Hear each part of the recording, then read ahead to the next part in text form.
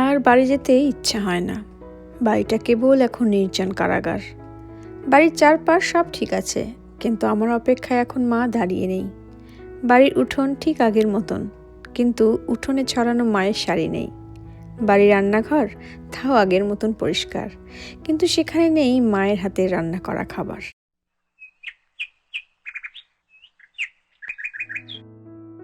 নমস্কার বন্ধুরা, কেমন আছো সবাই? আশা করি তোমরা সবাই খুব খুব ভালো আছো। আমরাও ভালো আছি।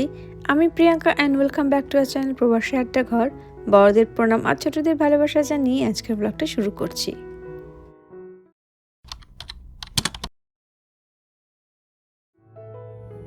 দেখতে দেখতে যাওয়ার দিন এসে গেল। আজকে রাত 12:50 আমার ফ্লাইট। সো এখন এবার রেডি হব, রেডি হয়ে বেরোবো। তো একটুখানি অল্প কিছু খেয়েই যাব। এখন রাত 12:50 অবধি এয়ারপোর্টে গিয়ে তো বসে থাকা ছাড়া কোনো কাজ নেই, জাস্ট চেক ইন করে বসে থাকতে হবে। তো খেয়ে দিয়ে গেলে একদম শান্তি। এর 9টা সময় বেরোবো, তো 12:50 মোটামুটি 10টার মধ্যে ঢুকেই যাবো এয়ারপোর্ট। চলো বেরিয়ে পড়লাম। দিদিরা ছাড়তে এসেছিল। আজ ও আবার বিদেশ ফিরে যাচ্ছে মায়ের শ্রাদ্ধের সব কাজ শেষ করে। আর দিদিরা আরও 1-2 দিন পর চলে যাবে, তাই ভাইকে ছাড়তে এসেছিল বাড়ির ঠিক মোড়টা পর্যন্ত। আর মা প্রতি বছর ঠিক যেভাবে ওকে ভাত ডাল আলু ভাতে খাইয়ে পাঠাতো, বড়দিও ঠিক তাই খাইয়েই পাঠাচ্ছে ভাইকে। এইবার ভারতে আসাটা কোনো হলিডে ট্রিপ ছিল না, আসাটা ছিল দায়িত্ব, স্মৃতি আর অনেক আবেগ নিয়ে। মা চলে যাওয়ার 1 বছর হয়েও গেল, এটা কিছুতেই বিশ্বাস হয় না। সময় যে কত দ্রুত চলে যায় সেটা আর বলার অপেক্ষাও রাখে না। ও আর দিদিরা মিলে সব আয়োজন করেছে, পূজা, ব্রাহ্মণ ভোজন, খুব অল্প কজন আত্মীয় স্বজনদের সাথে দেখা, সব কিছু। আর মা সবসময় বলতেন, তোরা 3জন একসাথে থাকলেই আমি শান্তি পাবো। আজ বুঝি কথাটা কতটা সত্যি ছিল। মা উপর থেকে দেখে নিশ্চয়ই খুব খুশি হচ্ছেন। এয়ারপোর্ট নেমে গেছি, তাতেই পৌঁছে গেছি। 5:20 বাজে। চলো ভেতরে ঢোকা যাক। দারুণ আলো দিয়েছে, আমি প্রথমবার দেখলাম এটা, ভালোই লাগছে দেখতে। লাগেজ দেওয়া হয়ে গেছে, কিন্তু এখানে একটা জিনিস হলো যে আমি যখন টিকিটটা কেটেছিলাম আমি খেয়াল করিনি যে এই ফ্লাইটটাতে আমার লাগেজ অ্যালায়েন্স ছিল না, তাই জন্য আমাকে আবার পে করতে হলো। এই ফার্স্ট ফ্লাইটটা হচ্ছে ভিয়েটজেট এয়ার, দেখো পেছনে দেখতে পাচ্ছ কাউন্টার। তো এটা এখান থেকে যাবে হচ্ছে ব্যাংকক। তো ব্যাংকক যেতে লাগবে 2 ঘন্টা 50 মিনিট। সো এটা ছাড়বে 12:50 এখান থেকে, রাত 12:50। সো ওইটা দেওয়ার পরে 2,500 টাকা আমার লাগলো ইন্ডিয়ান কারেন্সিতে। তারপরে আরেকটা জিনিস যেটা শিখলাম, যেটা জানতাম না আর কি, যে ওরা বললো যে যেহেতু তুমি ব্যাংকক অবধি যাচ্ছেন, আপনি আপনার ওখানে সুটকেসটাকে আবার বার করতে হবে, বার করে আবার রিচেকিং করতে হবে।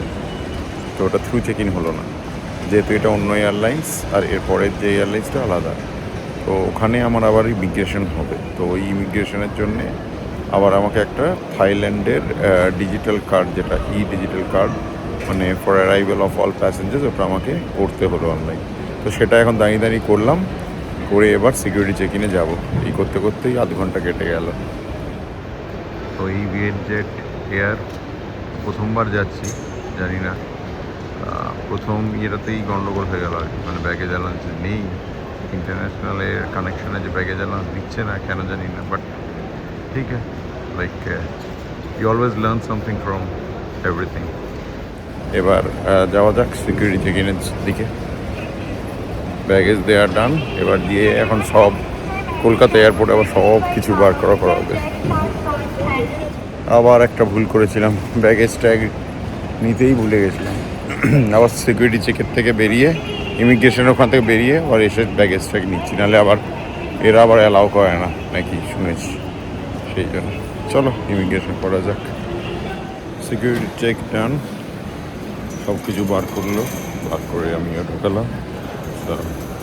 All done. এখন বাজে 11:20। তো আমাদের প্লেন হচ্ছে 12:50। এখনও দেরি আছে। গেট নাম্বার 11 দিয়েছে, এই দিক B12 আগের দিকে। এটা তো আগে দেখি, ট্রাভেল নিউজ সার্ভিসেস আগে দেখি। কালেকশন। আর সবচেয়ে বেশি যেটা লোভনীয় এখানে সেটা হচ্ছে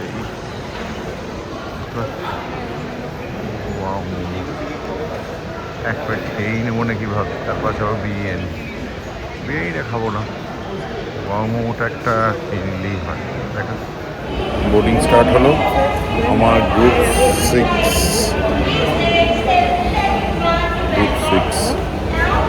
অবশ্য আছে। Boarding started. দেখি এবার গিয়ে আবার লাইন পড়ে দেখি না, আগের বারে যেভাবে লাইনে আটকেছিলাম। আর এইদিকে অঝোর জোরে বৃষ্টি হচ্ছে আর বাজ পড়ছে, লাইন ডিলে না হয়। অঝোর জোরে বৃষ্টি আর বাজ পড়ছে।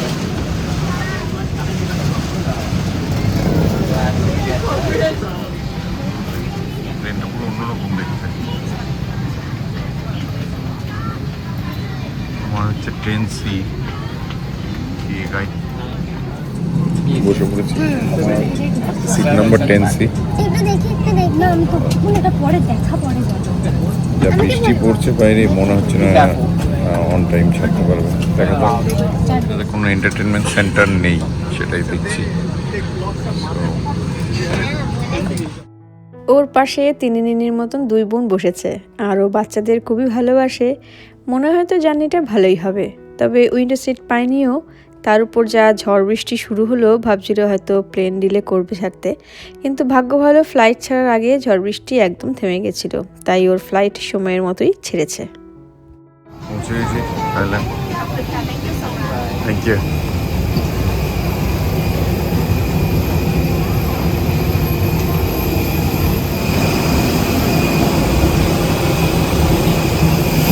বাসে করে এবার এয়ারপোর্টের মধ্যে নিয়ে যাবে, ঠিক রাইট টাইমেই পৌঁছে দিয়েছে। নেমে গেছি, এবার বাসে করে এসে নামলাম। বেল্ট 5-এ দিয়েছে, ওখান থেকে আবার নিয়ে আবার রিচেকিং করতে হবে পরেরটার জন্য। এই প্লেনটাতে না ছিল এন্টারটেনমেন্ট সেন্টার, না ছিল কোনো খাবার দাবারের সার্ভিসেস। খুবই low cost carrier, cheap yes, but খুবই গন্ধ, মানে বসে থাকলে কিসের যে গন্ধ আসছিল কে জানে, খুবই একটা বিকেল গন্ধ বেরোচ্ছিল। চলো ব্যাগেজটা নেওয়া যাক। থাইল্যান্ডে ব্যাগেজ নিতে এসে তারপরে দেখলাম ইমিগ্রেশন করে তারপর বেরিয়ে ব্যাগেজটা ক্লেম করতে হবে। তো ইমিগ্রেশন হয়ে গেল এখানে, করে এখন আবার ব্যাগটা কালেক্ট করি। 5 নম্বর খুঁজে পাওয়া মুশকিল, 8 দেখছি। দেখো ভালোই, খুব ফাস্ট ইমিগ্রেশন হলো এখানে, অত কিছুই এই যে হাতের ছাপ ফাপগুলো নিয়ে স্ট্যান্ড মেরে ছেড়ে দিল।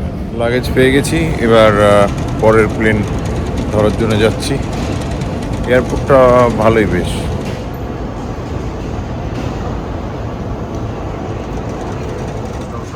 বেরিয়ে এলাম, বেরিয়ে এখানে বোর্ডে দেখছি ডান দিকে আবার ডিপার্চার।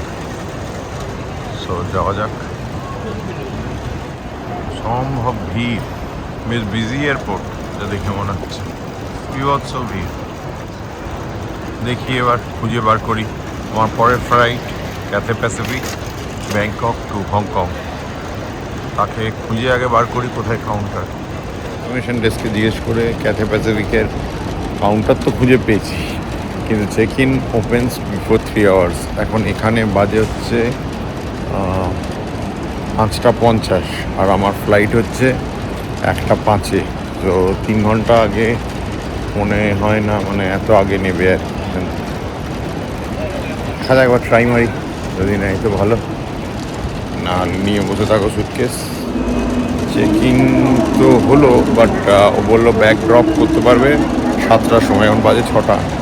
তো টিকিট ফিকিট সবই পাওয়া গেছে। আর এবারে ইচ্ছে করে উইন্ডো সিট নিলাম, কারণ আগের ফ্লাইটে আইল সিট ছিল, বারবার উঠে বেরোতে হচ্ছিলো, তো একটু ঘুমানো যায়নি আর কি।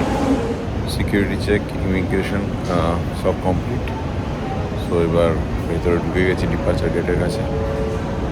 তো আমার এই ফ্লাইটটা ক্যাথে প্যাসিফিকে যাবে হচ্ছে ব্যাংকক থেকে হংকং, আর ওখানে ট্রানজিট আছে 2 ঘন্টা 50 মিনিটে।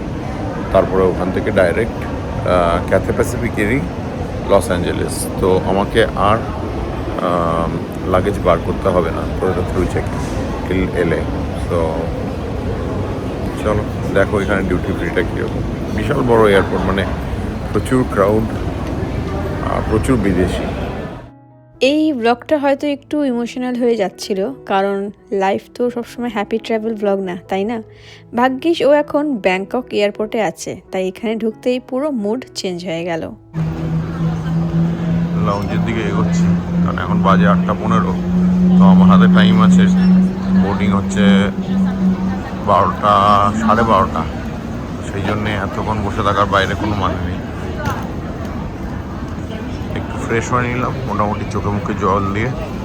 তো এখন মোটামুটি ভালোই লাগছে। মানে যা ঘুম পাচ্ছিল, ঘুমে আচ্ছন্ন হয়ে পড়েছিলাম পুরো একদম, মানে শুয়ে পড়লে ভালো হয়। মাথা ব্যথা হতে আরম্ভ করে দিয়েছে। দেখি এখানে গিয়ে একটু রিল্যাক্স করা যাবে কিছুক্ষণ, 1-2 ঘন্টা যদি বসে বসে ঘুমাতে পারি। কি অপূর্ব দেখতে দেখো এটা। ব্যাংকক ডিউটি ফ্রি সত্যি বলছি ট্রাভেলারদের জন্য ডেঞ্জারাস জায়গা, কারণ কিছু না কিনে বের হওয়া অলমোস্ট ইম্পসিবল। ট্রাভেল একটা অদ্ভুত জিনিস। কয়েক ঘন্টা আগে বাড়ির ইমোশনাল পরিবেশ, আর এখন ইন্টারন্যাশনাল এয়ারপোর্টে লাঞ্চে খেতে যাচ্ছে, কারণ খিদে পেয়েছে খুব জোর। সেই কখনোই অল্প খেয়ে বেরোনো, মাঝে ফ্লাইটে কিচ্ছু খেতে দেয়নি, তার উপর হেঁটেই চলেছে ঘন্টার পর ঘন্টা। একটা লাউঞ্জে ঢুকলাম, অপূর্ব লাউঞ্জটা।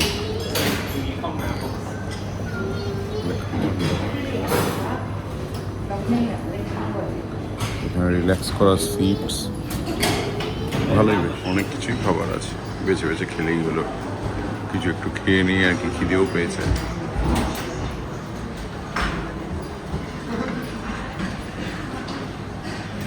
কফিটা দরকার, ওইটার জন্যই ঢোকা আর কি।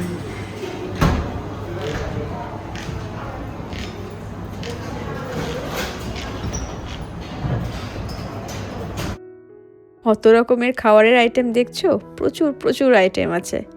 আর আউটসাইড এয়ারপোর্ট ছিল পুরো বিজি আর নয়েজি, কিন্তু এখানে ঢুকতেই মনে হচ্ছে ইনস্ট্যান্ট পিস মোড অন।